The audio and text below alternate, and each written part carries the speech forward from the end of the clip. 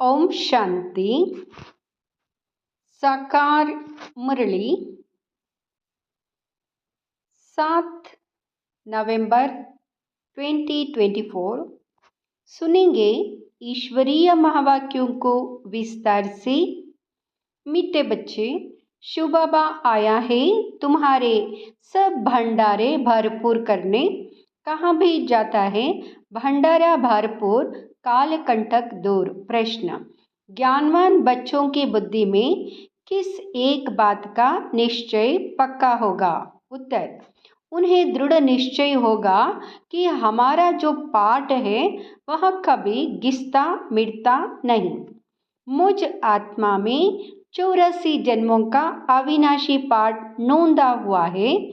यही बुद्धि में ज्ञान है तो ज्ञानवान है, नहीं तो सारा ज्ञान बुद्धि से उड़ जाता है। ओम शांति। बाप आकर रूहानी बच्चों प्रति क्या कहते हैं, क्या सेवा करते हैं? इस समय बाप यह रूहानी पढ़ाई पढ़ाने की सेवा करते हैं। यह भी तुम जानते हो, बाप का भी पाठ है, टीचर का भी पाठ है, गुरु का भी पाठ है। तीनों पाठ अच्छे बजा रहे हैं। तुम जानते हो वहाँ बाप भी है, सद्गति देने वाला गुरु भी है और सबके लिए है। छोटे बड़े बूढ़े जवान सबके लिए एक ही है। सुप्रीम बाप सुप्रीम टीचर है, बेहद की शिक्षा देते हैं। तुम कॉन्फ्रेंस में भी समझा सकते हो कि हम सबकी बायोग्राफी को जानते हैं। परमपिता परमात्मा शिव बाबा की जीवन कहानी को भी जानते हैं। नंबरवार सब बुद्धि में याद होना चाहिए। सारा विराट रूप जरूर बुद्धि में रहता होगा। हम अभी ब्राह्मण बने हैं, फिर हम देवता बनेंगे, फिर क्षत्रिय वैश्य शूद्र बनेंगे। यह तो बच्चों को याद है ना। सिवाय तुम बच्चों के और किसको यह बातें याद नहीं होगी। उत्थान और पतन का सारा राज बुद्धि में रहे। हम उत्थान में थे, फिर पतन में आए, अब बीच में है। शूद्र भी नहीं है, पूरे ब्राह्मण भी नहीं बने हैं। अगर अभी पक्के ब्राह्मण हो तो फिर शूद्रपने की एक्ट ना हो। ब्राह्मणों में भी फिर शूद्रपना आ जाता है। यह भी तुम जानते हो कब से पाप शुरू किए हैं। जब से कामचिता पर चढ़े हो तो तुम्हारी बुद्धि में सारा चक्र है। ऊपर में है परमपिता परमात्मा बाप, फिर तुम हो आत्माएं। यह बातें तुम बच्चों की बुद्धि में जरूर याद रहनी चाहिए। अभी हम ब्राह्मण हैं, देवता बन रहे हैं, फिर वैश्य शूद्र डिनाइस्टी में आएंगे। बाप आकर के हमको शूद्र से ब्राह्मण बनाते हैं, फिर हम ब्राह्मण से देवता बनेंगे। ब्राह्मण बन कर्मातीत अवस्था को प्राप्त कर फिर वापस जाएंगे। तुम बाप को भी जानते हो, बाजोली व 84 के चक्र को भी तुम जानते हो। बाजोली से तुमको बहुत इजी कर समझाते हैं, तुमको बहुत हल्का बनाते हैं ताकि अपने को बिंदी समझ और झट भागेंगे। स्टूडेंट क्लास में बैठे रहते हैं तो बुद्धि में स्टडी ही याद रहती है। तुमको भी यह पढ़ाई याद रहनी चाहिए। अभी हम संगम युग पर है, फिर ऐसे चक्र लगाएंगे। यह चक्र सदैव बुद्धि में फिरता रहना चाहिए। यह चक्र आदि का नॉलेज तुम ब्राह्मणों के पास ही है, न कि शूद्रों के पास। देवताओं के पास भी यह ज्ञान नहीं है। अभी तुम समझते हो भक्ति मार्ग में जो चित्र बने हैं सब डिफेक्टेड है। तुम्हारे पास है एक्यूरेट, क्योंकि तुम एक्यूरेट बनते हो। अभी तुमको ज्ञान मिला है तब समझते हो भक्ति किसको कहा जाता है, ज्ञान किसको कहा जाता है। ज्ञान देने वाला बाप ज्ञान का सागर अभी मिला है। स्कूल में पढ़ते हैं, एम ऑब्जेक्ट का मालूम तो पड़ता है ना। भक्ति मार्ग में तो एम ऑब्जेक्ट होती नहीं। यह थोड़े ही तुमको मालूम था कि हम ऊंच देवी देवता थे, फिर नीचे गिरे हैं। अब जब ब्राह्मण बने हो तब पता पड़ा है ब्रह्मा कुमार कुमारिया जरूर आगे भी बने थे। प्रजापिता ब्रह्मा का नाम तो बाला है, प्रजापिता तो मनुष्य है ना। उनके इतने ढेर बच्चे हैं, जरूर एडाप्टेड होने चाहिए। कितने एडाप्टेड है। आत्मा के रूप में तो सब भाई भाई हो। अभी तुम्हारी बुद्धि कितनी दूर जाती है।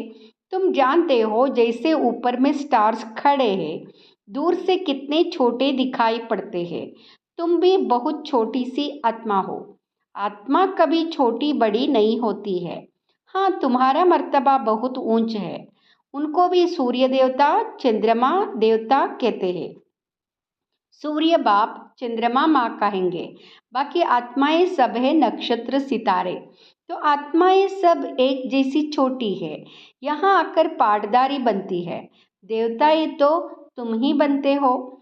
हम बहुत पावरफुल बन रहे हैं। बाप को याद करने से हम सतोप्रधान देवता बन जाएंगे। नंबरवार थोड़ा थोड़ा फर्क तो रहता है। कोई आत्मा पवित्र बन सतोप्रधान देवता बन जाती है, कोई आत्मा पूरा पवित्र नहीं बनती है, ज्ञान को जरा भी नहीं जानती है।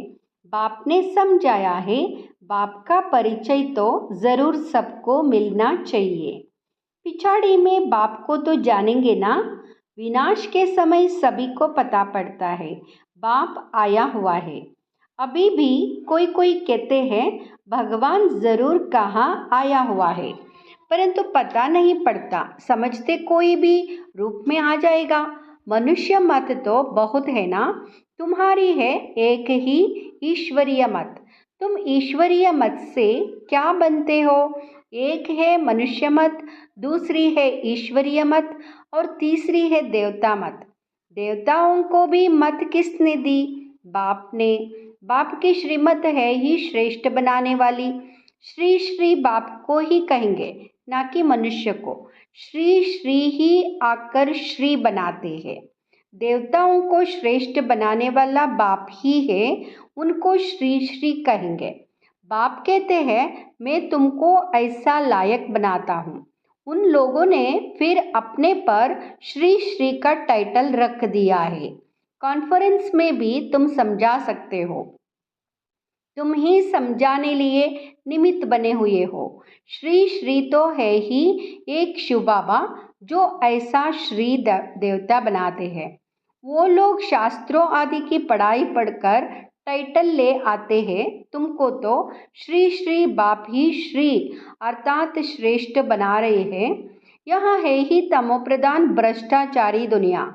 भ्रष्टाचार से जन्म लेते हैं। कहाँ बाप का टाइटल, कहाँ यह पतित मनुष्य अपने पर रखते हैं। सच्ची सच्ची श्रेष्ठ महान आत्माएं तो देवी देवता है ना। सतोप्रधान दुनिया में कोई भी तमोप्रधान मनुष्य हो ना सके। राज्यों में रजो मनुष्य ही रहेंगे, ना कि तमोगुणी। वर्ण भी गाए जाते हैं ना। अभी तुम समझते हो, आगे तो हम कुछ नहीं समझते थे। अब बाप कितना समझदार बनाते हैं। तुम कितना धनवान बनते हो। शिव बाबा का भंडारा भरपूर है। शिव बाबा का भंडारा कौन सा है? अविनाशी ज्ञान रत्नों का। शिव बाबा का भंडारा भरपूर, काल कंटक दूर। बाप तुम बच्चों को ज्ञान रत्न देते हैं। खुद है सागर, ज्ञान रत्नों का सागर है। बच्चों की बुद्धि में बेहद में जानी चाहिए। इतनी करोड़ आत्माएं हैं, सब अपने अपने शरीर रूपी तख्त पर विराजमान है। यह बेहद का नाटक है। आत्मा इस तख्त पर विराजमान होती है। तख्त एक ना मिले दूसरे से, सबके फीचर्स अलग अलग है। इनको कहा जाता है कुदरत। हर एक का कैसा अविनाशी पाठ है। इतनी छोटी सी आत्मा में 84 का रिकॉर्ड भरा हुआ रहता है। अति सूक्ष्म है। इससे सूक्ष्म वंडर कोई हो नहीं सकता। इतनी छोटी आत्मा में सारा पाठ भरा हुआ है, जो यहाँ ही पाठ बजाती है। सूक्ष्म वतन में तो कोई पाठ बजाती नहीं है। बाप कितना अच्छी रीति समझाते हैं। बाप द्वारा तुम सब कुछ जान जाते हो, यही नॉलेज है। ऐसे नहीं कि सबके अंदर को जानने वाला है। यह नॉलेज जानते हैं जो नॉलेज तुम्हारे में भी इमर्ज हो रही है। जिस नॉलेज से ही तुम इतना ऊंच पद पाते हो। यह भी समझ रहती है ना। बाप है बीज रूप, उनमें जाड़ के आदि मध्य अंत की नॉलेज है। मनुष्यों ने तो लाखों वर्ष आयु दे दी है, तो ज्ञान आ ना सके। अभी तुमको संगम पर यह सारा ज्ञान मिल रहा है। बाप द्वारा तुम सारे चक्र को जान जाते हो। इनके पहले तुम कुछ नहीं जानते थे। अभी तुम संगम पर हो। यहाँ है तुम्हारे अंत का समय, अंत का जन्म। पुरुषार्थ करते करते फिर तुम पूरा ब्राह्मण बन जाएंगे। अभी नहीं हो। अभी तो अच्छे अच्छे बच्चे भी ब्राह्मण से फिर शूद्र बन जाते हैं।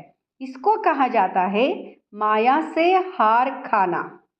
बाबा की गोद से हार कर रावण की गोद में चले जाते हैं।